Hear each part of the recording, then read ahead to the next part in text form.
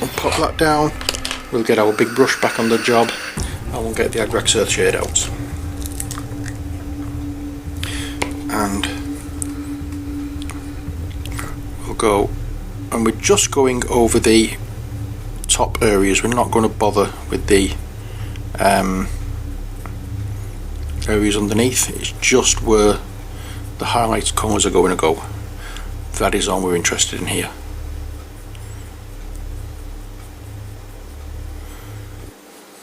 Because we want something to blend those highlight colours in that we've just put in.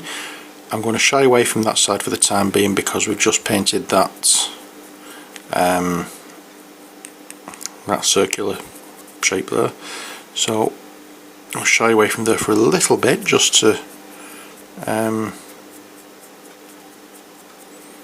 give it a chance to dry before we put this wash on.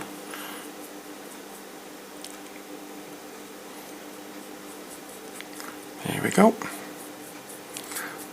So we'll give it a slightly different brownish colour than the underneath shadowy parts, which is what we really want.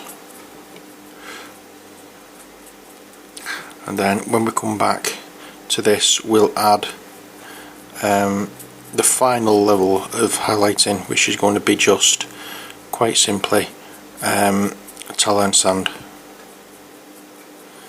And then we can do the eyes, the antenna,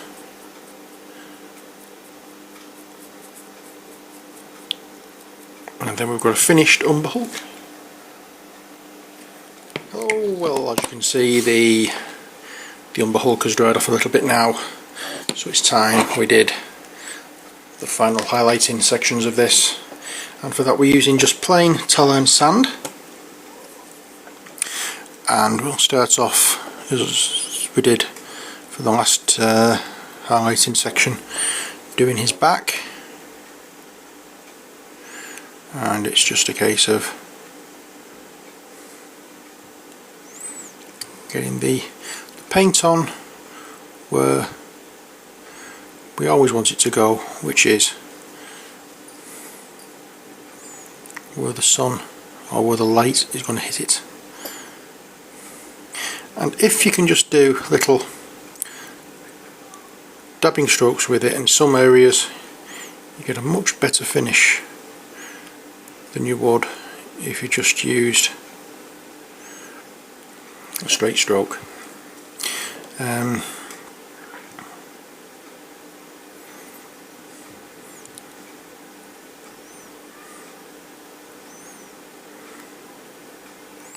we are. We're getting there. This I think is the longest video we've done so far in this series, and that's simply because of the washes we've done and the time it's taken waiting for various parts to dry. I did think the what you call it, the dry was going to be a quick video. It seemed to go very quickly, but when I've been going through it and watching playback, I decided nothing really I wanted to do with it for editing. I just let it run, and it was just over 40 minutes, which surprised me considerably. So it didn't seem to take me all that long to do, but here we go. Over the past few couple of videos I've actually given a bit of a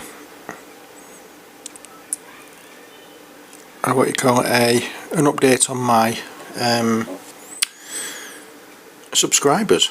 Well, since the last video that I did and posted, well not posted but the last video I did where I said I had 94 subscribers, well I now have 96, I've gained 2 more subscribers, so welcome guys, whoever you may be. I can't see you on my subscriber list because you're keeping your thing private, but whoever you are, welcome. I hope you enjoy the videos.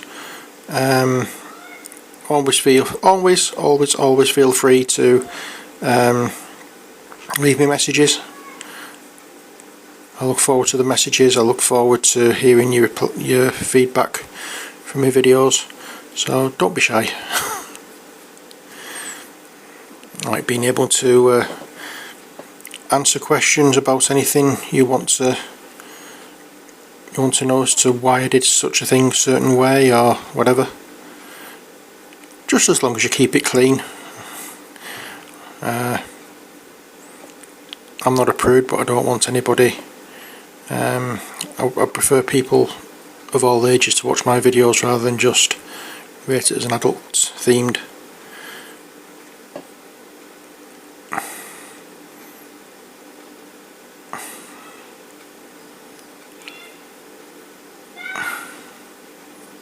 So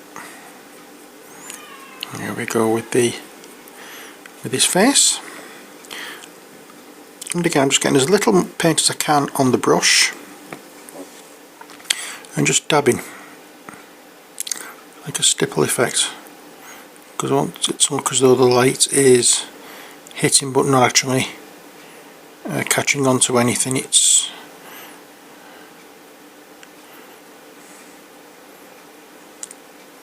I don't want any sharp lines in the highlights, shall we say. I think that's the best way of putting it. I want it all to look quite natural.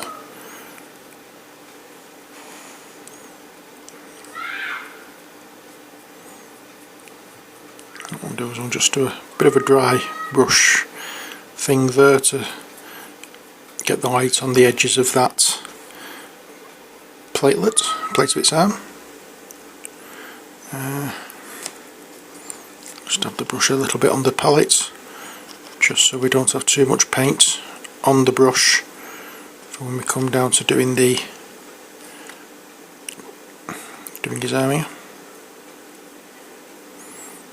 And we'll just go over the edges of this to bring out that peak there. And we'll do the same here and with his arms as well, or with his hands.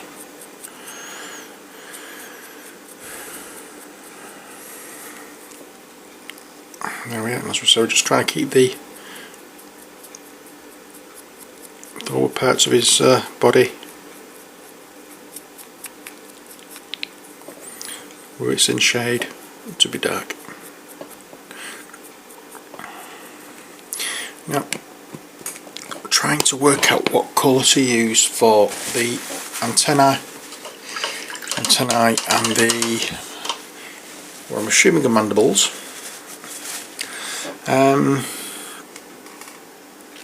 I don't particularly want to use just straight Screaming Skull, but I am going to use Screaming Skull because I want them fairly bright.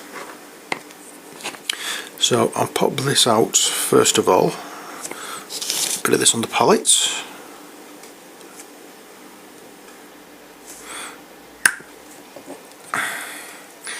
I don't want to use grey, and I certainly don't want to use tar and sand because that's too much. Should I use Lishing Green?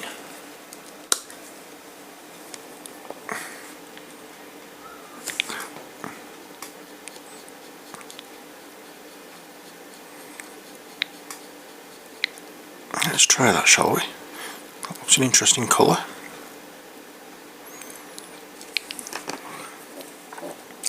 I will just add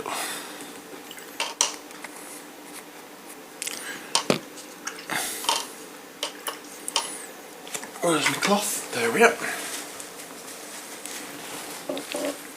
And we just want a little bit on the brush, not too much. Wipe on the cloth and then dry brush.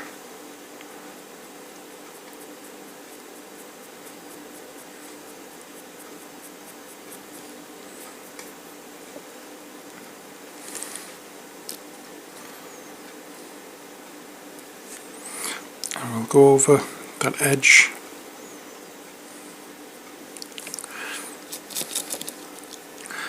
and also underneath here, just to show that there is a difference in colour.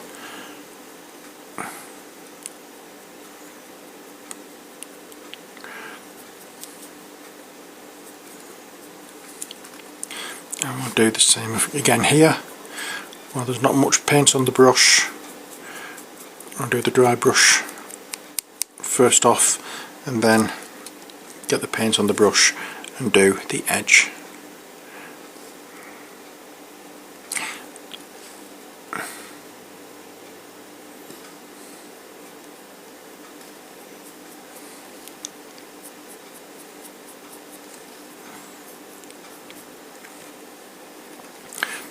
I'm going to just go over his face a little bit with that as well, and these arms.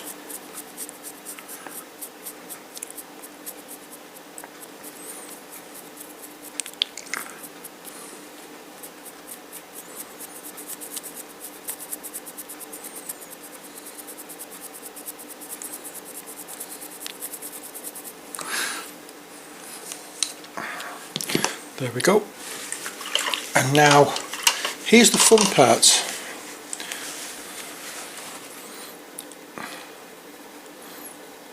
I just remember I've looked at his antennae, which I wanted to do in this colour as well.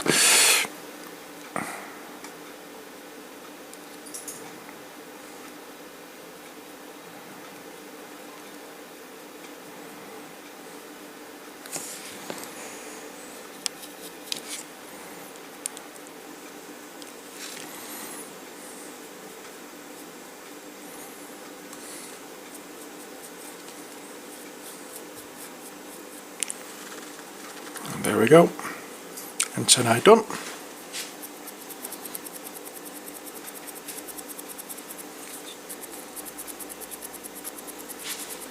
I'm just going to once more rub over his back, just a touch, to bring out those ridges. Next, what I want to do is put that away.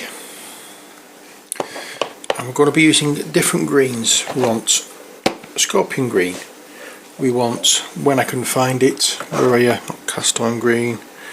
Where are you? Where are you? Where are you? Where are you? Where are you? Where are you? Where are you? Where are you? Where are you? Where are you? Where are you? Where are you? Where are you? Dark angel green and goblin green. And this is going to be for the eyes. And first of all, we're going to be using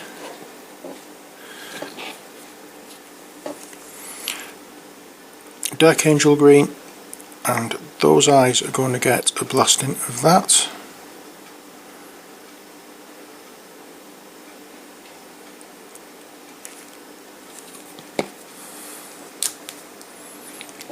And then, while it's still wet, hopefully it's still wet enough to do this,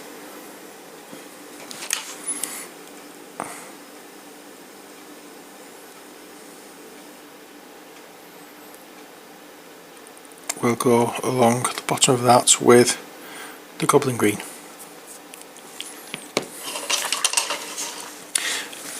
And then we'll do the same again. We'll have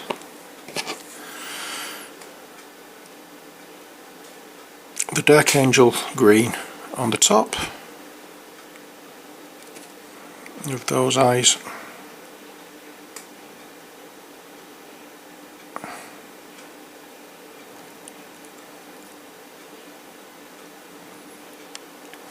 Dark angel green, I'll wipe it off and get the goblin green and do that like so.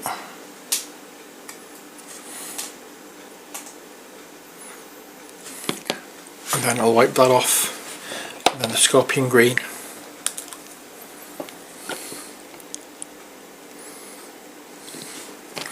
And that can go underneath there,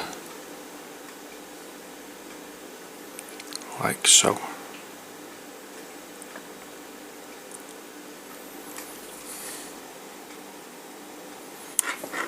And I may even put a spot of scorpion green up here.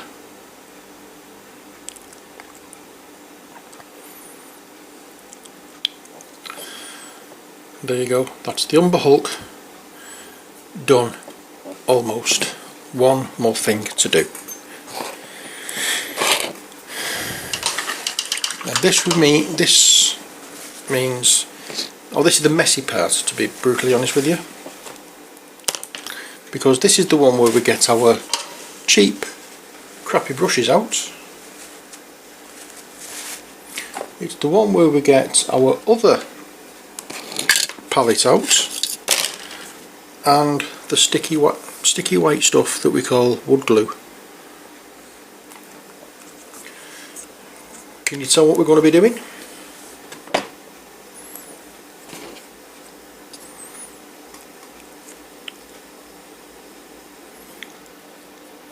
We're going to be covering him completely with wood glue. Anybody who hasn't seen any of my early videos won't be shouting, what the hell are you doing? Well, how much would you think you would pay for at Games Workshop for something like Erdcoat? £2 odd? Something like that? Well, this tub of wood glue I've got is a big tub.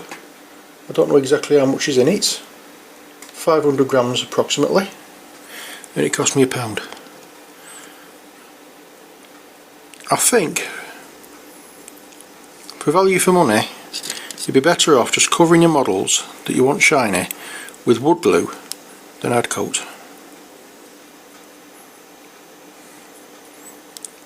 You will see how this looks when it's finished. This glue has to dry first for you to get the effect of it. You don't get the effect straight off.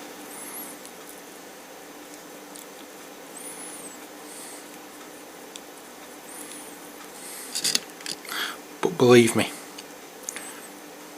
it will look shiny and insect-like. Very chitinous. Or, depending on what kind of effect you're looking for, it could look wet. In fact, I knew there was something. I've not quite finished my Wrath of a Shadow figures. Not Wrath of a Shadow, Sting of Lolth figures, because I've got water elementals there and I forgot to do this with those. So when I've done this, well, I've still got my brush and my glue out, so I'm going to go over my water elementals to make them look wet.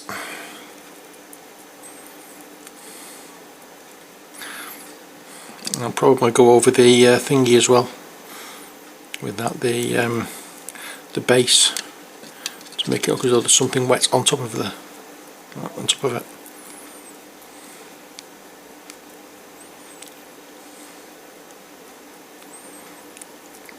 And this, as you know from wood glue, if you've used wood glue before, which I'd be very surprised if you haven't, it goes on white and dries clear, so don't worry about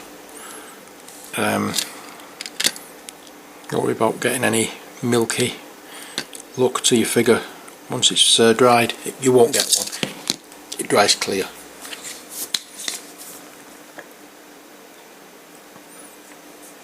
Which cannot be guaranteed for things like Games Workshop's Purity Seal, or as I've heard it referred to sometimes as the spray of death.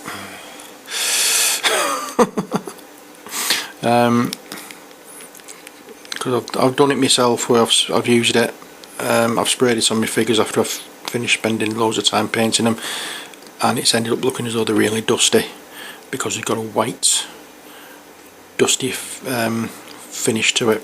Looks very powdery when it's dried, and that's because, quite simply, you just haven't shaken it up enough before use.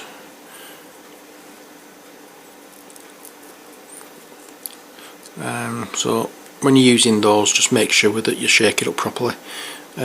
Follow the instructions on how to use the can.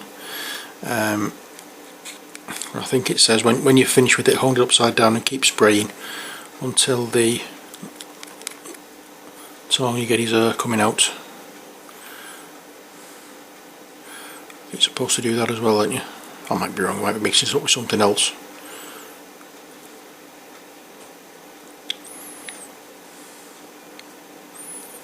But